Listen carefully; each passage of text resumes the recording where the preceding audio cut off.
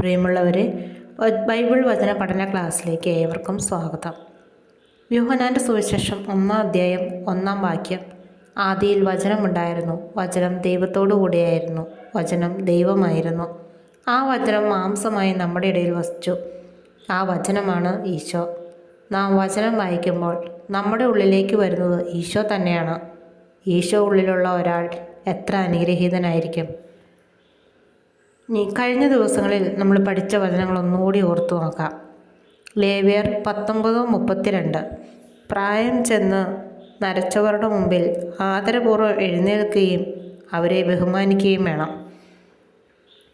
സുഭാഷിതങ്ങൾ 16:3. നിന്റെ പ്രയത്നം കർത്താവിൽ അർപ്പിക്കുക, നിന്റെ പദ്ധതികൾ ഫലമണിയും.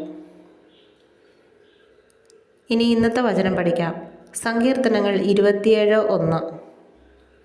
കർത്താവ് എൻ്റെ പ്രകാശവും രക്ഷയുമാണ്, ഞാൻ ആരെ ഭയപ്പെടണം. കർത്താവ് എൻ്റെ ജീവിതത്തിന് കോട്ടയാണ്, ഞാൻ ആരെ പേടിക്കണം. നമ്മൾ ഒട്ടുമിക്കവരും ഈ സങ്കീർത്തനം കാണാതെ പഠിച്ചിട്ടുണ്ടാവും. കാരണം ഞായറാഴ്ച ദിവസം രാവിലെ മെഷ്ലീഗിൻ്റെ പ്രാർത്ഥനയുടെ സമയത്ത് നമ്മൾ ഏറ്റുചൊല്ലുന്ന ഒരു സങ്കീർത്തനമാണിത്. വചനം കൊണ്ട് നമ്മുടെ ജീവിതത്തിന് കോട്ട കെട്ടിയാൽ പിന്നെ ഒന്നിനെയും പേടിക്കണ്ട.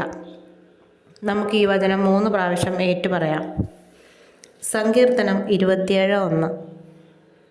കർത്താവ് എൻ്റെ പ്രകാശവും രക്ഷയുമാണ്, ഞാൻ ആരെ ഭയപ്പെടണം. കർത്താവ് എൻ്റെ ജീവിതത്തിന് കോട്ടയാണ്, ഞാൻ ആരെ പേടിക്കണം. സങ്കീർത്തനം 27:1. കർത്താവ് എൻ്റെ പ്രകാശവും രക്ഷയുമാണ്, ഞാൻ ആരെ ഭയപ്പെടണം.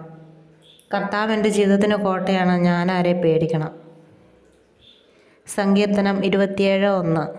കർത്താവ് എൻ്റെ പ്രകാശവും രക്ഷയുമാണ്, ഞാൻ ആരെ ഭയപ്പെടണം. കർത്താവ് എൻ്റെ ജീവിതത്തിന് കോട്ടയാണ്, ഞാൻ ആരെ പേടിക്കണം. ഇത് എല്ലാവരും ബുക്കിലേക്ക് നല്ല ഭംഗിയായിട്ട് എഴുതി വയ്ക്കുക.